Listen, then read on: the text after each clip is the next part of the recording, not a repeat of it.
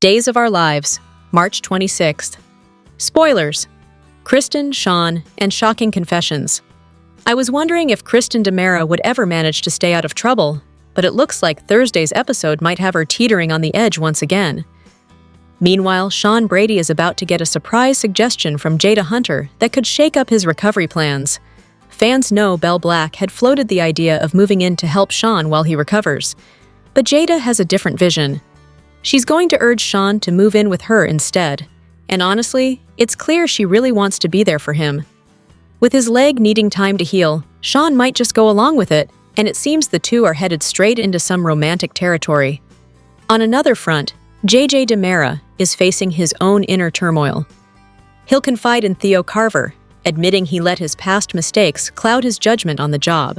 JJ's fear of acting too quickly had him hesitating at the wrong moment, putting Shawn in danger, and now he's struggling to forgive himself.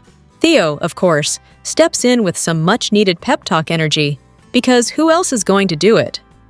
Meanwhile, Marlena Evans is taking on the tough task of speaking with EJ DiMera before a critical hearing.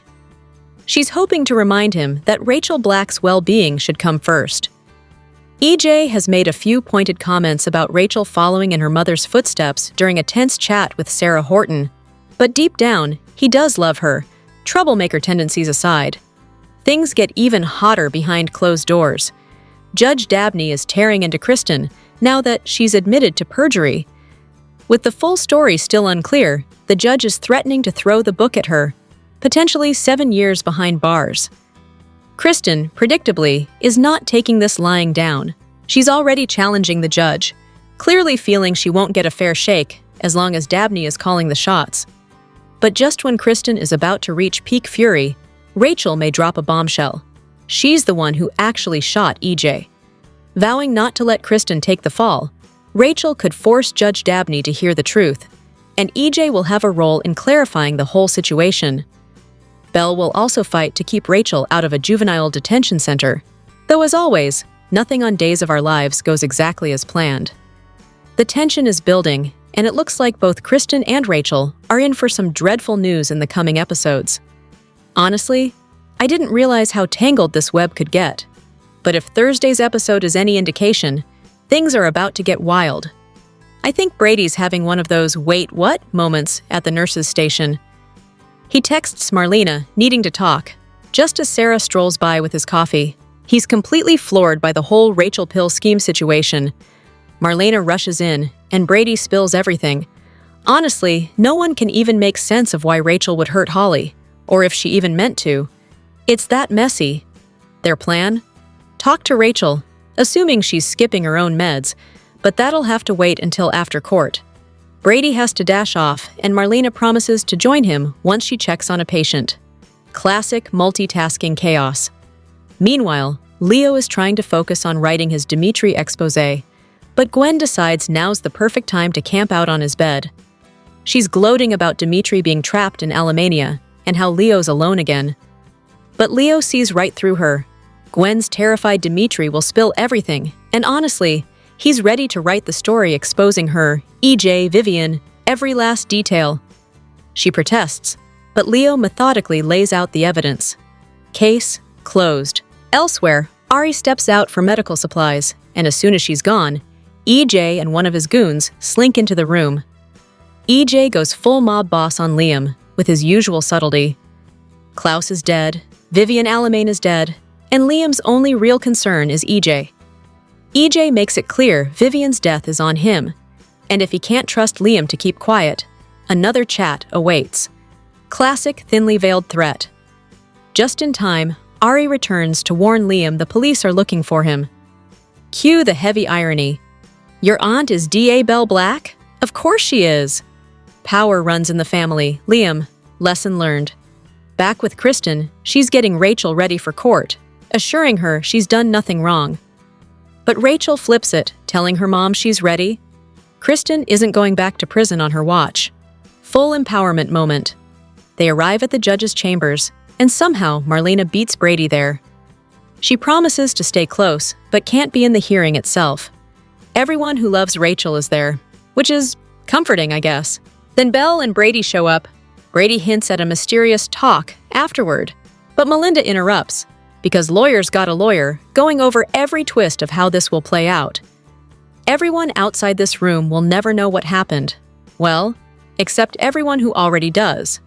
Cut to the square, EJ runs into Sarah. She knows the truth about the shooting, which EJ is conveniently on his way to handle. He plans to tell the judge Rachel's innocent, regardless of reality. Sarah lays into him about the secret lab and, exploiting her grandfather's name, storms off. And Marlena swoops in to bother EJ, chaos naturally. Ari patches up Liam, tells him he can always come back, and they share a moment, kiss included, before Liam heads off. Back in court, the judge sets the tone. Rachel's hearing will not be rushed, and she has her own agenda. Kristen's in hot water too. Recanting would mean admitting perjury, which carries a max of 7 years in prison. Rachel looks horrified as the judge seizes control of the proceedings from everyone, including Belle. Then, because Kristen is Kristen, she blows it all up. Her temper snaps, and she yells at the judge to send her to prison right now if that's how it's going to go. Oh, Kristen, you beautiful disaster. During his global press tour for Project Hail Mary, Ryan Gosling took a surprising detour into soap opera territory, sharing his longtime admiration for Days of Our Lives and the legendary Deidre Hall. On the Happy, Sad, Confused podcast, Gosling opened up about his childhood obsession with television, calling it his best friend. He recalled, "I used to pretend to be sick so I could stay home and watch Regis and Kelly.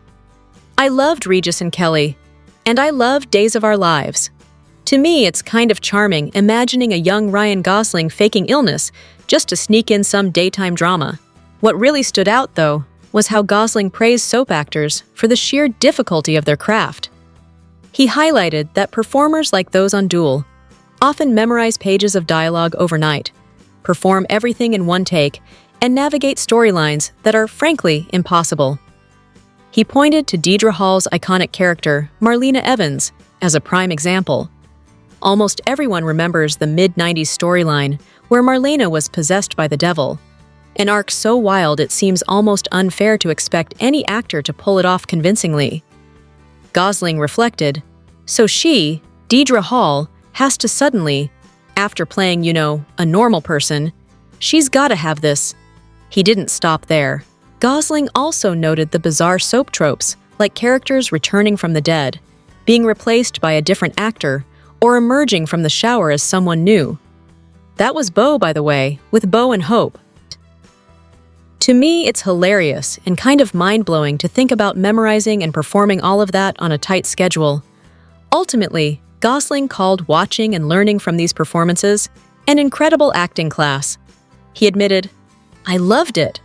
What's amazing is I remember thinking, God, Deidre Hall is a great actress because she's having to act possessed right now. That just seems like a lot to ask of her." I can't help but agree. There's something seriously impressive about the skill and stamina required for soap acting. Even in the middle of promoting a high-concept sci-fi like Project Hail Mary, Gosling's enthusiasm for the art of soap opera shines through. Playing Ryland Grace, a school teacher stranded aboard an interstellar spacecraft with no memory of how he got there, might seem worlds apart from Salem, Illinois. But his love for TV storytelling clearly started somewhere very familiar. Daytime drama. Thursday's Days of Our Lives is packed with drama, and I can't help but wonder how some of these storylines are going to play out. First up, Jada stepping into Shawn's life, literally. She takes his statement about the shooting that landed him in the hospital, makes sure he's okay, and then asks him to move in. I mean, that's bold. I'm curious how Belle is going to process that. Technically, she and Shawn are divorced, so he's free to make his own choices. But Jada asking that right now? Feels like soap opera chaos waiting to happen. And wasn't Jada dating Theo? Things are messy. Over in the courtroom, it's Rachel's big day. Belle, Marlena, and even EJ are all in Rachel's corner, determined to protect her, sometimes from herself. And then there's Kristen, who apparently thinks Rachel did nothing wrong. Classic Kristen, right? I wouldn't be surprised if she opens her mouth in front of the judge and completely derails Belle's careful plan. The tension there is delicious. Meanwhile, Theo's still stirring trouble. He's been giving JJ a hard time about an old shooting, and when JJ finally had to act to protect himself and Shawn, he froze, almost with deadly consequences. And as usual, Theo doesn't take a single ounce of responsibility. Yet he still has opinions, and heaven help JJ if he disagrees. Honestly, the audacity! So, between Kristen's courtroom antics, Jada moving in with Shawn, and Theo's chaos, Thursday's episode promises drama, tension, and maybe a little heartbreak. I can't wait to see how it all unfolds. On the March 25th episode of Days of Our Lives, Brady, Marlena, and Sarah jumped to what seemed like the obvious conclusion, though, in this case, totally wrong, that Rachel had slipped Holly her own antipsychotic pills under the guise of vitamin supplements for her skin. Honestly, there's a simple, straightforward way to prove or disprove this theory. But will the show actually go there? I'm not so sure. Was it only last week that I was thinking, Sarah really should just order a blood test for Holly to see what's causing these wild mood swings? Did she do it? Nope. Thankfully, Holly's gynecologist is smarter than our favorite detectives, and actually did. So now, they know Holly has been drugged with antipsychotic medication. Given that Rachel had given the same pills to Tate, and obviously has her own prescription, it makes perfect sense that Sarah, Brady, and Marlena would assume the obvious. Rachel must have drugged Holly. But here's the thing, there's a way to actually test that theory. Step 1. Give Rachel a blood test ASAP. If her drug levels are where they should be, then it's clear she's been taking her own meds and doesn't have an extra stash to slip to Holly. Step 2. Ask her where the pills came from. When she inevitably says Sophia, well, Sophia should get a blood test too. We have to assume Sophia's been hoarding her medication in order to secretly slip it to Holly. If her blood test shows she hasn't been taking her meds, that backs up Rachel's story and finally exposes the real mastermind behind Holly's poisoning. It's literally the most obvious move, but somehow, I have this nagging feeling, will anyone actually do it? We haven't seen much of Sierra on Days of Our Lives lately, which feels unusual given how central the Brady family usually is to the chaos in Salem. With Beau alive but still spiraling through crisis after crisis, and Hope constantly pulled back into that orbit, Guerra's absence has its own weight. So when Victoria Konefal talks about the grind of soap work, it lands differently, especially when she compares it to the leisurely pace of doing a movie. In an interview with Newsweek, Konefal didn't sugarcoat it. She described a typical day like clocking in at 5 a.m., hair and makeup before sunrise, blocking by 7:30, and a pace that keeps your brain running non-stop. It's like 5 to 5 sometimes, she said, already dispelling the idea that soaps are a cushy actor gig. Then she dropped the kind of detail that makes soap work sound less like acting and more like mental endurance with lip gloss. One of her heaviest days involved memorizing and performing 80 pages of dialogue. 80 pages! And she only received her scripts a couple of days in advance. That's your frontal lobe being mugged in a parking garage. It's easy to think soaps are the easy lane of television, but Konefal's description makes it clear. They're anything but. That's part of why working on a movie like Scared to Death felt almost criminally slow by comparison. She had time to sit with scenes, shape her character, and explore chemistry with co-stars like BJ Minor. For someone used to the breakneck pace of Salem, that kind of breathing room probably felt unreal. Soap acting is its own beast. You rarely get deep preparation or endless takes. You have to trust your instincts, move fast, and somehow make it feel lived in. Konefal didn't oversell it. The schedule already did that for her. Ron Carlivati recently joined Rebecca Budig and Greg Ricart on the Soapy podcast to reflect on his remarkable soap opera journey. It's fascinating to think that before becoming one of daytime TV's most prolific writers, he was actually working as a lawyer. His career path took him from the courtroom to the writer's room of One Life to Live, and eventually to General Hospital, Days of Our Lives, and Beyond the Gates. Carlivati shared that, back when he was in New York, his biggest dream was simply to write for a soap. He was advised to tell anyone that you want to work on a soap opera, and he took it to heart. Then, through a friend, he learned that someone was planning to leave a writing position. At first, he thought nothing of it and returned to his old temp job at a legal office. But the very next day, he got a call asking him to fax his resume.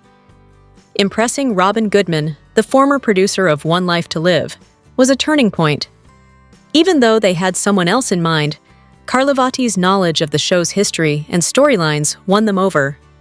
It was a mix of preparation and timing that finally got him into the world he'd been dreaming of. He also opened up about an earlier chapter in his life, working with a then-unknown novelist, David Baldacci. Around the same time Carlivati was focusing on law, Baldacci, who would later become famous for his legal thrillers, was figuring out that he didn't want to be a lawyer either. Carlivati became his sounding board, following him through the ups and downs of pursuing a writing career. Baldacci even confided that he might become the next John Grisham, and Carlivati got a front-row seat to those early ambitions. And of course, the podcast wouldn't be complete without Carlivati revisiting his infamous Twitter spat with John Stamos. He laughed about it, calling the whole thing terrible, while making it clear there was no real bad blood. The backstory? He had hoped to bring Stamos onto General Hospital during the peak of his fame, but things didn't line up. When Stamos chimed in on Twitter with his version of events, Carlivati didn't expect it to blow up, but apparently it made for some fun banter. His deadpan joke? Because you were winning. From lawyer to legendary soap writer, and from helping a future best-selling author find his voice to navigating Twitter battles with Hollywood stars, Carlivati's career reads like a soap opera itself, full of twists, surprises, and unforgettable moments. Marissa Reyes says goodbye to Salem as Ariana Ari Horton on Days of Our Lives. Wednesday, March 25th, marked the end of an era in Salem, as Marissa Reyes wrapped her time on Days of Our Lives, stepping away from her role as Ariana Ari Horton. Reyes took to Instagram to share behind-the-scenes memories from her final day on set, posting a heartfelt carousel featuring cast and crew, including Hank Northrup, her on-screen best friend Ashley Puzemis, and her on-screen mom Cherry Jimenez.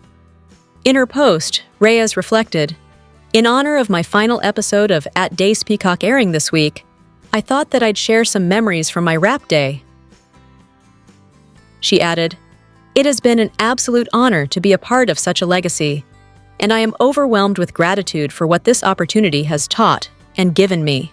Although it was my choice, and mine alone, to make my exit from the show, I will always look back on this chapter with complete and honest gratitude and affection."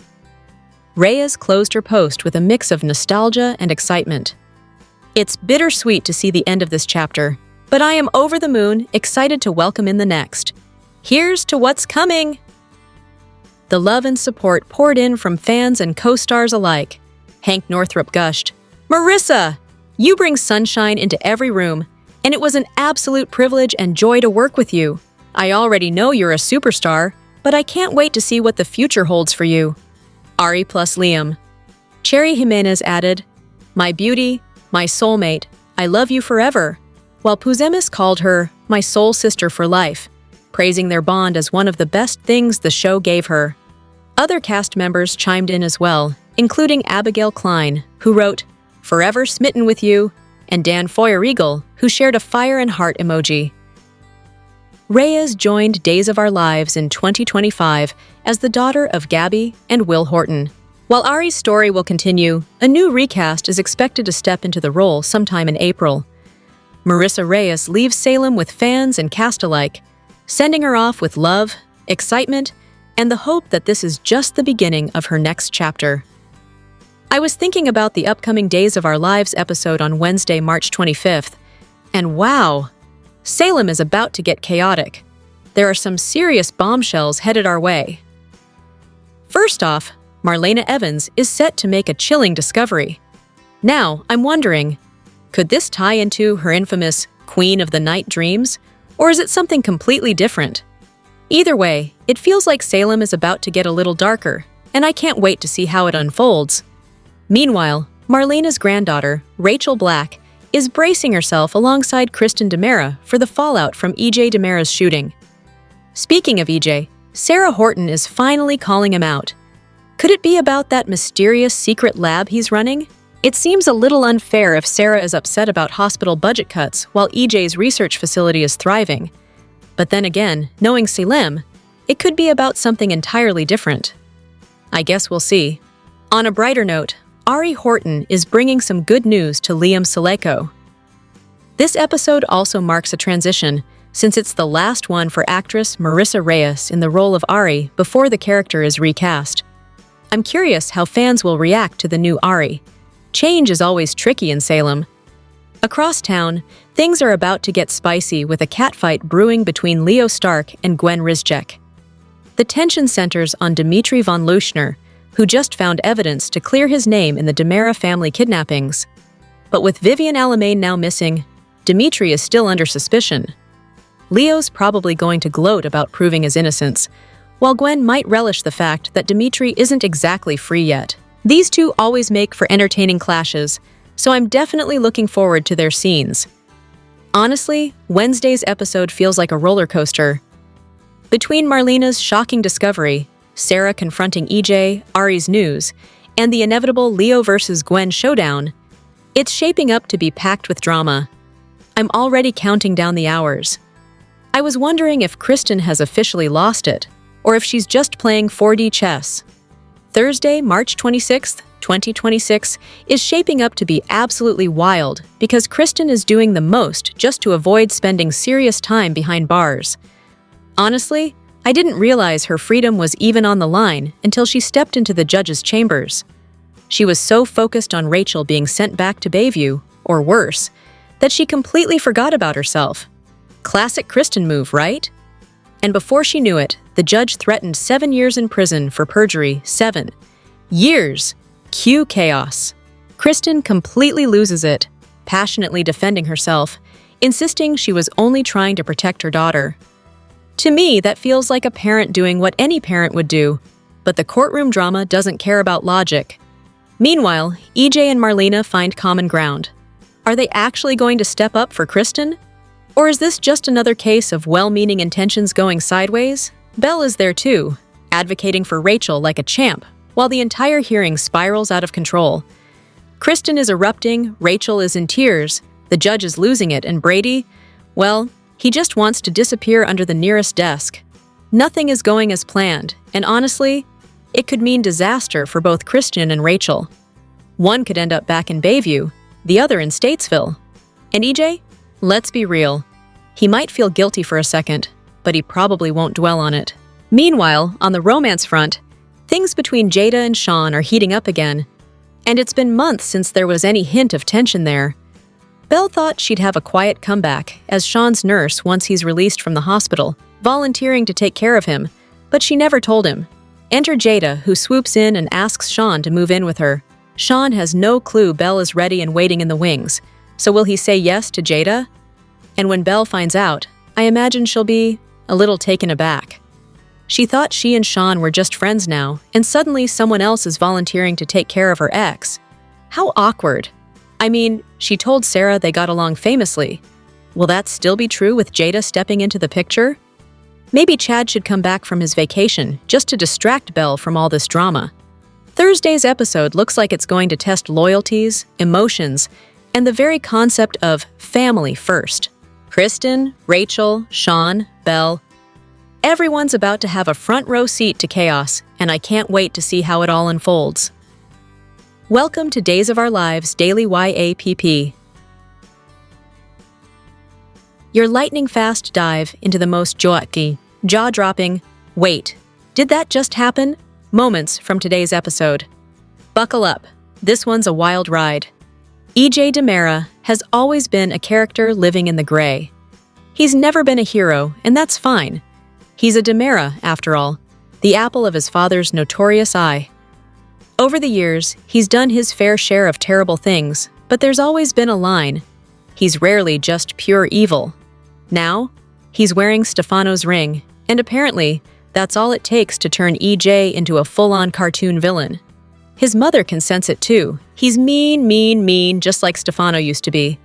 Honestly, it's almost funny. We half expect him to twirl a mustache while laughing maniacally with a tiny snickering dog at his side. His threats feel comical and hollow, and we can't help but laugh at the absurdity. Where is the EJ who wanted to be better after being shot? The EJ who stumbled over his own attempts at goodness because he didn't quite know how to be a good guy? We liked that EJ, but this version? He's given up entirely, fully embraced the Stefano legacy, and, well, it's just plain silly. This isn't the EJ we know and love. Someone, please, swipe that cursed ring off his finger and toss it into the ocean. Stefano should stay dead and buried where he belongs. Iconically legendary, not haunting EJ's every move. On Tuesday, March 24th, 2026, Days of Our Lives served up a mix of tension, revelations, and emotional reckonings that left me thinking, wow, Salem never sleeps. Holly got some shocking news. Rachel finally approved of Brady's relationship with Sarah. Philip wrestled with grief over Vivian, and Liam had an unexpected encounter with Gabby. Here's how it all unfolded. The day started with a tense moment between Tate and Holly. Tate admitted, "I don't know what just happened to me. I didn't mean to yell," which immediately had me thinking, oh no, here comes a classic Salem misunderstanding. Holly admitted that she had been feeling the same way lately, and that pause, that gasp from Tate, it was palpable. Then came the kicker. Tate suggested that their mood swings might actually be caused by the skin supplements they'd been taking. I didn't see that coming, and honestly, it made perfect soap opera sense. Salem has a way of turning the mundane into drama. Meanwhile, Liam was juggling his own chaos. While Ari grabbed breakfast, Liam left a voicemail for EJ, warning him that Klaus's had been in town. He then called home to check in with his son, Gage. But that plan quickly went sideways when Gabby showed up, demanding to see Ari. Liam, quick on his feet as ever, improvised a fake identity for Gage, claiming he was just Ari's classmate. Ari even played along, explaining that Liam looked older because he was a non-traditional student. Classic Salem cover-up. After a tense moment, Gabby softened, handing Ari some new dresses before leaving. Liam later admitted he'd used a fake name in case Gabby had heard about the shooting. Typical Salem caution. Breakfast turned into a literature lesson when Ari pulled out scripts from Bonnie's book, asking Liam for his opinion. Watching him run his finger across the page, Ari wondered if the stories felt too familiar. Liam shrugged, noting that all romance novels were kind of the same. Honestly, I can't argue with that. Ari considered telling her Uncle Johnny, the interim CEO at Demera, just to be safe. I loved that subtle nod to Salem's endless web of family ties. Liam couldn't even get through a conversation without someone bringing up complicated family connections. Over at Brady's apartment, things were quieter but just as meaningful. Rachel had a card for Victoria, and a conversation about Brady and Sarah's relationship unfolded. Rachel made it clear she was okay with their romance now, a huge shift from past drama. Brady admitted he and Sarah were taking things slow, partly out of concern for Rachel's feelings. Rachel's self-awareness shone through when she said, "I learned in therapy that who you choose to be with, that's up to you, not me." I couldn't help but admire that line. It felt real, like growth we rarely see in Salem characters all at once. Brady's response was equally heartfelt, reassuring Rachel that forgiveness and love were in place. Back at Titan, the mood turned somber. Xander brought Philip news of a new contract, but Philip was distracted. Vivian had died. The grief was complex. Philip admitted she had often been a thorn in his side, yet he also recognized her love for him, flawed as it was. "She always did want the best for me, in her own screwed-up way," he said. And honestly, that line hit me. Xander offered support, but Philip waved him off, lost in his thoughts. Then Gabby entered, checking on Philip. The stage was set for more emotional reckoning, and I couldn't help but wonder, what would Gabby's presence stir up next? Tuesday's episodes were a reminder that in Salem, every conversation carries weight. Every gesture has meaning, and every relationship has layers we're only beginning to peel back. From supernatural skin supplements to heartfelt confessions, the city never stops spinning its intricate web of love, tension, and drama. "I'm honestly surprised by how hard this is hitting me," Philip admitted. "Vivian mostly drove me crazy or embarrassed me, but I also had a soft spot for her." He paused, letting the weight of his words settle. The regret over their strained relationship at the end of her life clearly stung. "I think that's part of why Stefan's death was so painful," Gabby said softly. "So many things left unsaid." She added thoughtfully that she didn't necessarily blame Vivian for her divorce. Even without Vivian, Gabby suggested, her and Stefan's volatile relationship might not have lasted. Despite past tensions, Gabby noticed something different with Philip. "After months of dating, we haven't fought once," she observed. Philip smiled, almost in disbelief. "Guess we must be doing something right." In a quiet, heartfelt moment, he thanked Gabby for being there for him and began listing the qualities he loved about her. "Just a few of the reasons I love you," he said, his voice almost trembling. Then, worried about ruining the moment, he asked her to forget his confession. But Gabby's answer was simple and unwavering. "I love you too." Meanwhile, at Victoria's hospital room, Maggie checked in on Sarah. "How are you, sweetheart?" she asked. Sarah admitted she was tired, yet steadfast in her decision to move forward with giving Xander partial custody of Victoria. She reflected on her own heart too. "I realized that spark between us is never going away, but I'm resolved not to act on it again," she said. Maggie nodded in quiet support. Sarah believed she could still find love with someone kind and dependable.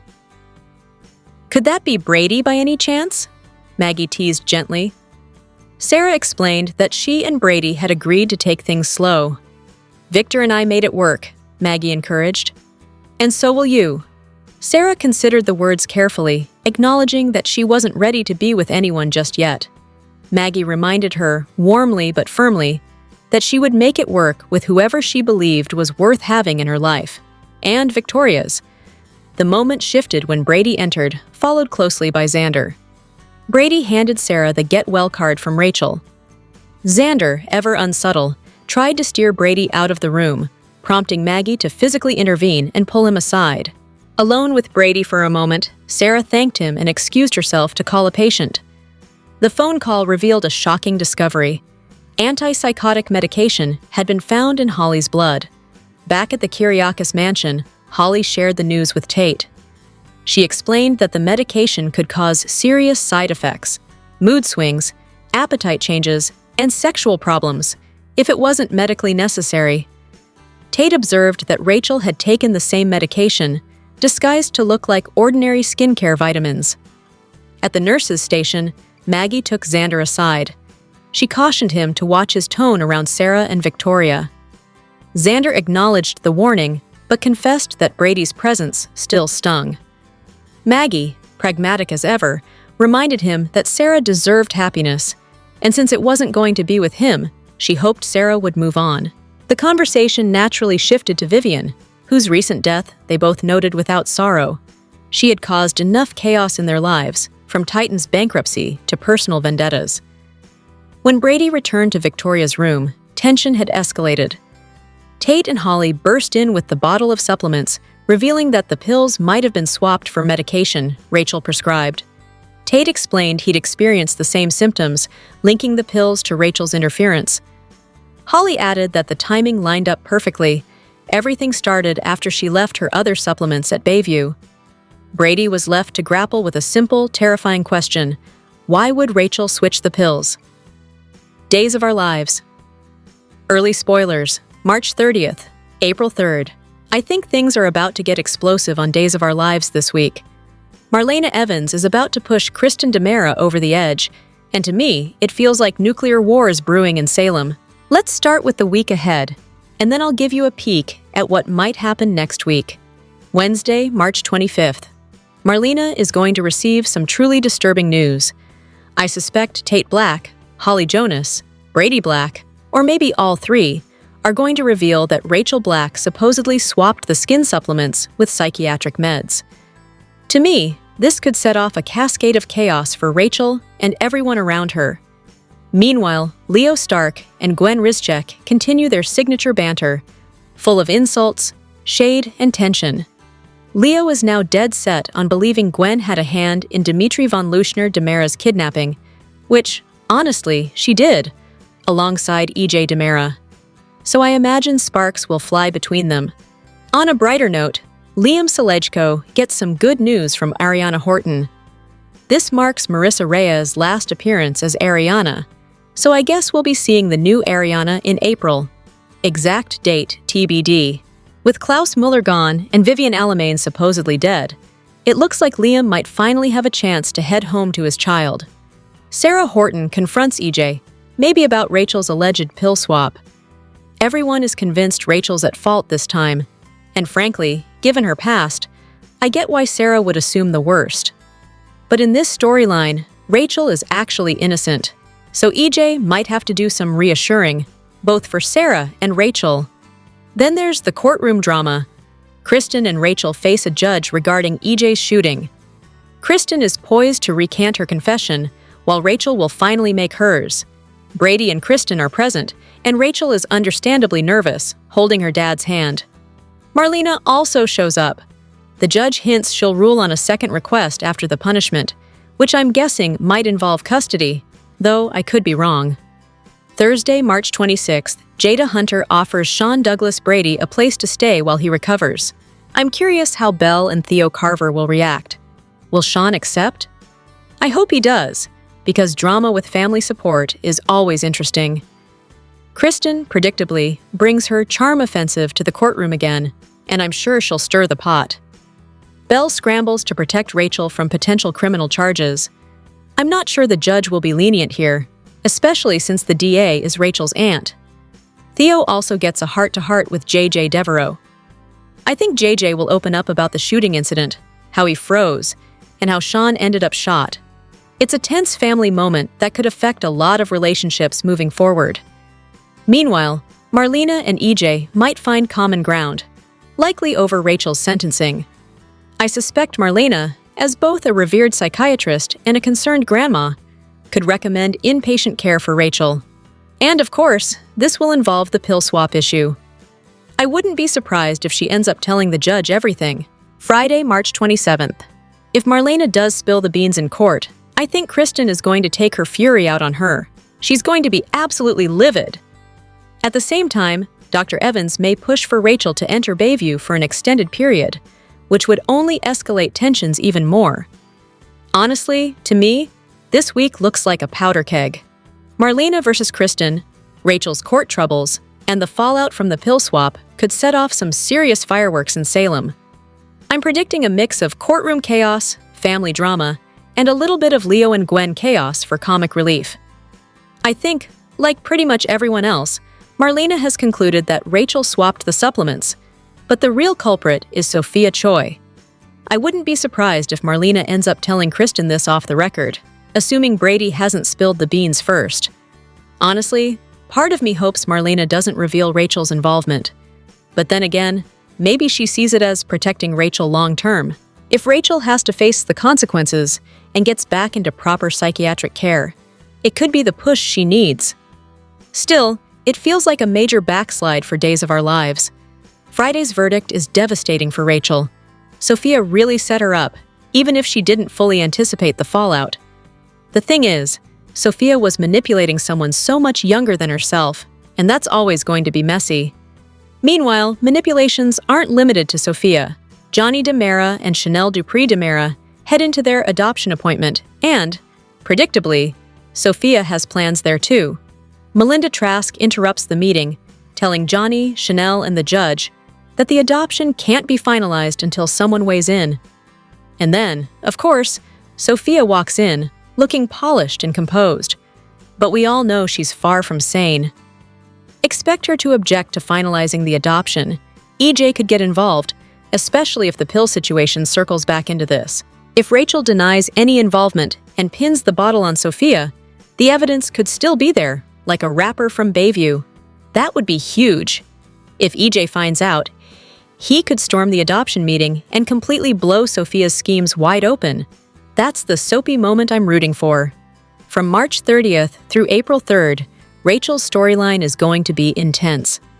Even if everyone else knows Sophia's the culprit, the judge's ruling stands. Hopefully, Rachel won't be sent to juvie. Maybe another mental health facility. Hopefully not Bayview if Sophia remains in the picture. I fully expect Rachel to spill everything to her parents, Marlena, Tate, and Holly.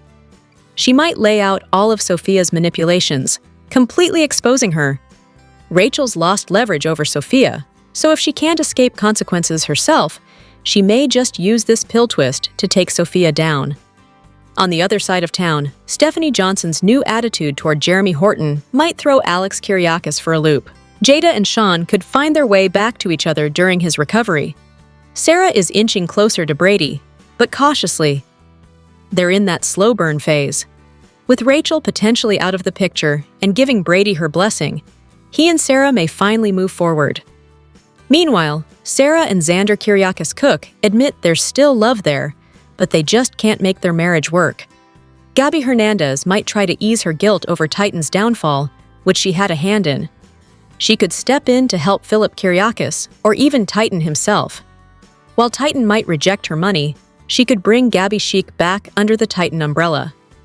Plus, with the recent ISO search in Alemania, they may have uncovered more of Stefan DiMera's writing that could challenge the divorce documents, potentially securing Gabby a windfall to actually help Titan. Other big returns. Lexi Carver could wake up any day now, maybe even before Stefano DiMera's will is read. Lonnie Price and Eli Grant are back with the twins, and several recasts are expected in April.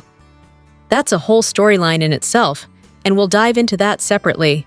Here's my take on what's happening on Days of Our Lives for Thursday, March 26th, 2026. And wow, it's packed!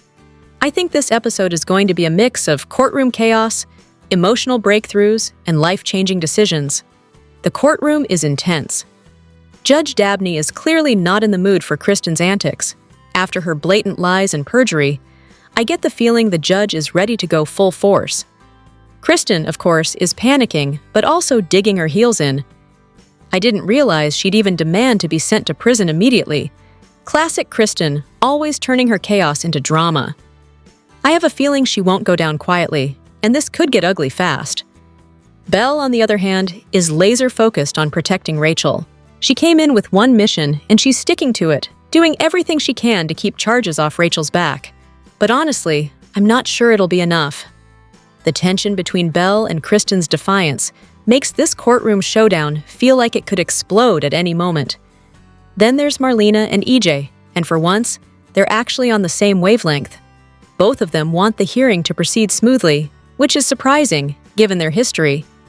To me, it shows that when family is involved, even people like EJ are willing to try to find some common ground, at least temporarily.